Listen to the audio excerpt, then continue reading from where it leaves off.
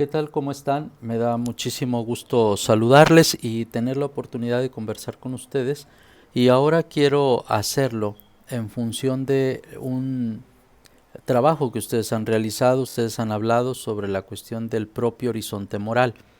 El propio horizonte moral es finalmente el conjunto de convicciones, de creencias y de planteamientos y de posicionamientos axiológicos o valorales que cada uno de nosotros hemos asumido como un elemento que le da configuración a nuestra manera de relacionarnos y de optar por vivir de una o de otra manera. La ética es finalmente un ejercicio de discernimiento, es un ejercicio de repensar la vida humana y de considerar si tal manera de vivir es mejor que esta otra.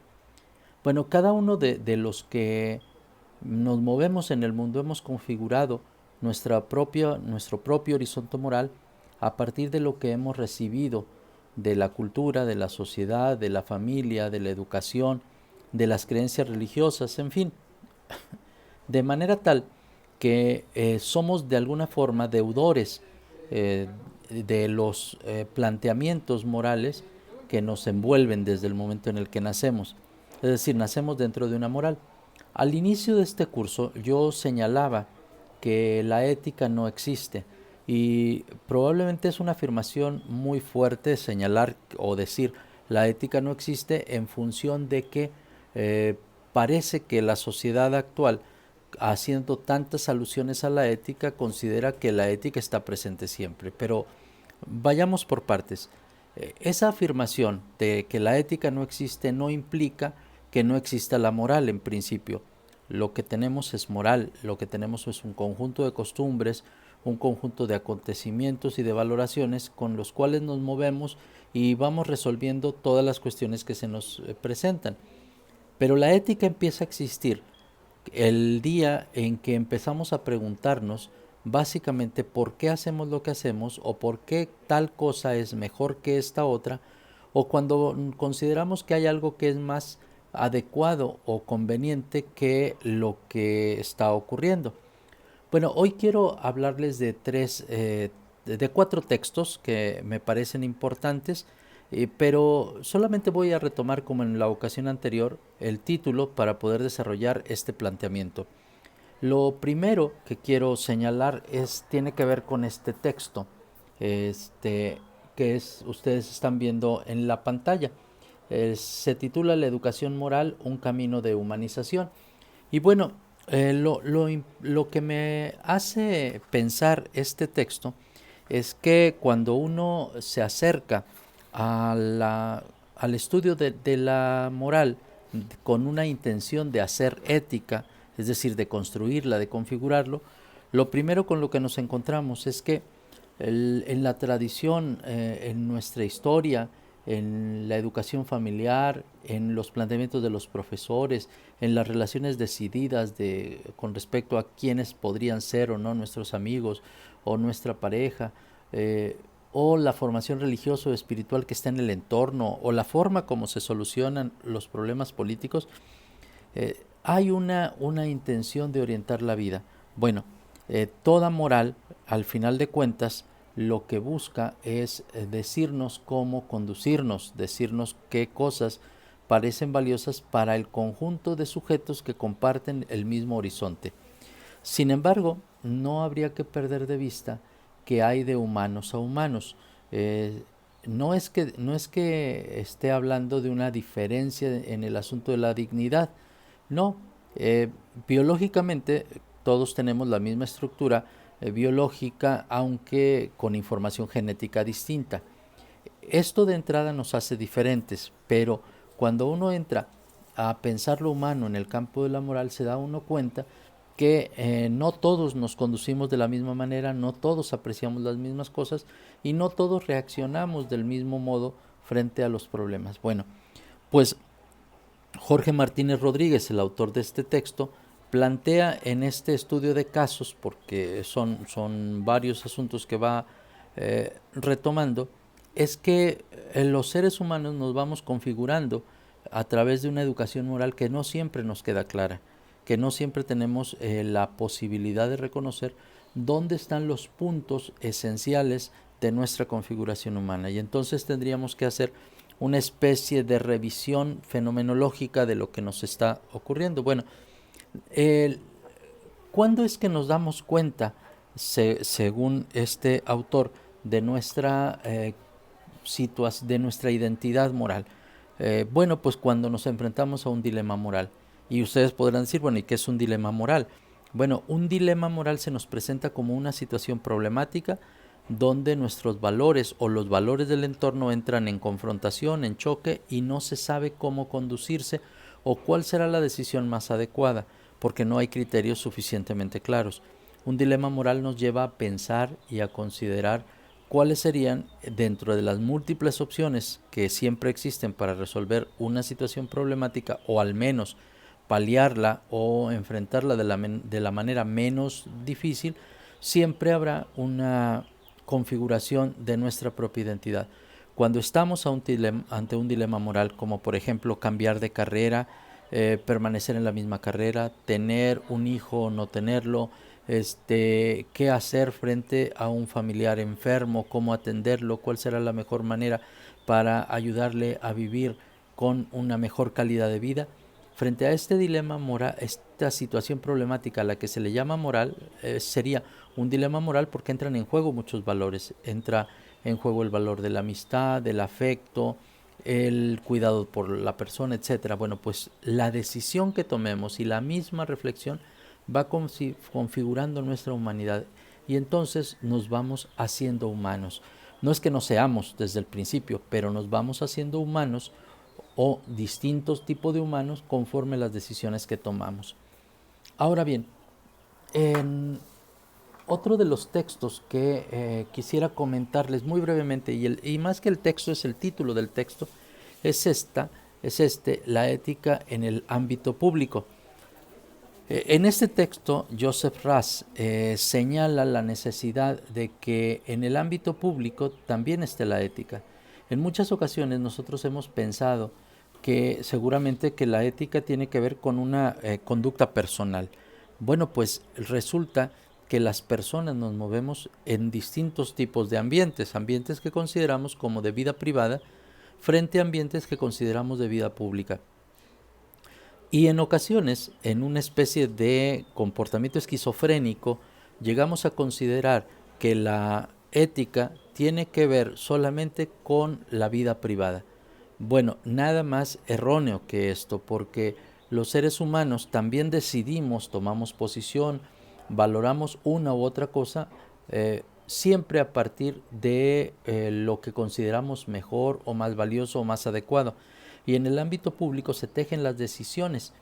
Hoy está de moda escuchar hablar de un documento que surgió en los años 40, si mal no recuerdo, es la cartilla moral.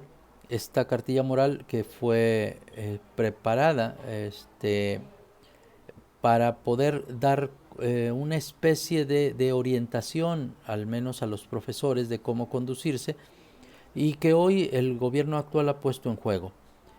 Independientemente de estar a favor o en contra del documento o de las posiciones del gobierno, lo que puedo yo señalar respecto a esta intención es que se está poniendo sobre el telón de fondo, sobre la mesa de juego, un elemento que ordinariamente se suele dejar de lado en la reflexión pública, que es el ámbito de la ética.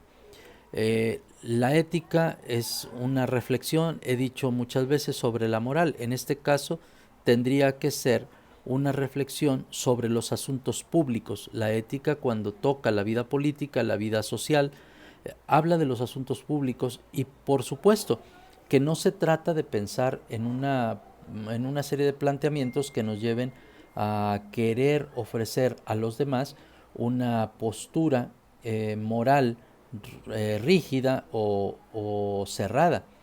Una reflexión ética que se precie justamente de respetar las opiniones de todos, y una reflexión ética de la moral pública, tendría que plantear que es necesario apenas reconocer los mínimos indispensables para la convivencia. No se trata de los máximos ideales a los que podamos aspirar los seres humanos en términos de perfección o de bondad. Se trata de crear las condiciones de justicia y las condiciones de claridad para poder alcanzar todos las mismas oportunidades o un desarrollo accesible.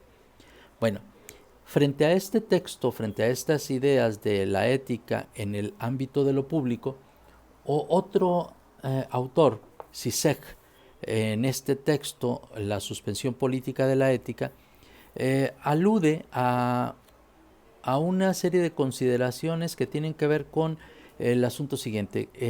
A pesar de que existen muchas voces que reconocen la necesidad de una reflexión ética sobre el ámbito público, también existe la intención de mantenerla al margen por parte de las instituciones para apegarse al criterio legal. Y entonces aparecen dos elementos que son a veces divergentes. Por un lado, el criterio moral, por un lado, la reflexión sobre los mínimos indispensables que sostiene una vivencia de la ética en el ámbito público, y por el otro, la idea de que cumplir con lo legal equivale a ser una persona ética. Esto también presenta una situación de confusión. Cumplir con la normatividad legal, por más que sea necesario, adecuado, conveniente y pertinente, no nos hace mejores o peores personas. Sencillamente nos pone en un plano de igualdad, y yo creo que eso es lo importante, que nos permita ubicarnos en este plano de igualdad respecto a la cuestión de las oportunidades y las posibilidades de construir la vida. Ahora bien, esta tendencia a suspender la ética del ámbito político es un elemento que puede entorpecer nuestras relaciones con los otros, porque a la larga, si no existiera una reflexión sobre el ámbito público, lo que estaría ocurriendo es que de pronto cada uno de nosotros pondría como criterios de valoración moral los propios criterios sin llegar a un acuerdo. Y allí hay una serie de problemas que en la configuración de la moral personal tiene que estar por lo menos ubicado. Y el último texto es un texto que en los próximos días veremos ya circulando. Es un texto de Javier Prado Galán y que titula El pez torpedo, ética aplicada. Es un texto muy breve, es un texto que nos da la oportunidad de entrarle a la reflexión ética desde pequeñas, podría llamarle pequeñas cápsulas reflexivas y cuestionadoras. El autor comienza señalando en la introducción al texto que él quiere hacer una oferta de ética que le permita ubicar el sentido de la ética. Y dice, la ética tiene como tres características que ya se las aplicaban a Sócrates, y se las aplicaban con la imagen de un pequeño animal. Algunos decían que Sócrates era como un tábano. Un tábano es un pequeño mosquito que ronda y está siempre molestando e incomodando.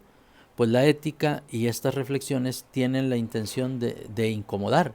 Toda ética que realmente logre su propósito empieza incomodando. ¿Por qué? Porque cuestiona las bases de eso que ustedes han revisado, la propia respuesta a la construcción de la ética. Otra manera de hablar de la ética, y que también se le atribuía a Sócrates, es pensarlo como partera. Se decía que Sócrates era considerado una especie de partera intelectual porque ayudaba a dar luz a las ideas a partir de las preguntas que hacía. Bueno, pues la ética no es un conjunto de elementos normativos que nos dicen cómo actuar. Eventualmente ahí estarán, pero lo importante no son los elementos normativos, sino las preguntas que sobre la moral realiza cada una de estos planteamientos y cada una de las cosas que nos vamos preguntando cada uno de nosotros. Y el otro animal con el que se solía identificar a Sócrates y que da nombre a este libro es el pez torpedo. ¿Quién era este? Bueno, es un pez que paraliza, el pez paralizante, que por contacto con algunos que al entrar en contacto con la piel de otros animales o de nosotros, nos llega a paralizar. Y nos paraliza porque no alcanzamos, la ética nos paraliza porque no alcanzamos a vislumbrar la respuesta. Y entonces empiezan a aparecer tres características que no podemos perder de vista en la reflexión ética. La reflexión ética tiene que incomodar. Una reflexión ética que no incomode es una reflexión que se ha estacionado en reconocer que hay algo que es así y no puede ser de otra manera. Segundo, una reflexión ética que se precie de ser tal, tiene que ayudarnos a encontrar nuevas ideas, nuevos caminos, a dar a luz nuevas consideraciones sobre cómo orientar y organizar la convivencia humana y organizar nuestra vida. Y tercero, una ética que logre su cometido seguramente va a ser una ética que eventualmente nos va a paralizar porque no tenemos la respuesta adecuada o la respuesta correcta, o porque nos damos cuenta que no hay respuestas correctas y que lo que tenemos son preguntas, y son preguntas para pensar. Bueno, en esta siguiente parte nos dedicaremos a considerar cuáles son aquellos asuntos que vale la pena pensar. Gracias.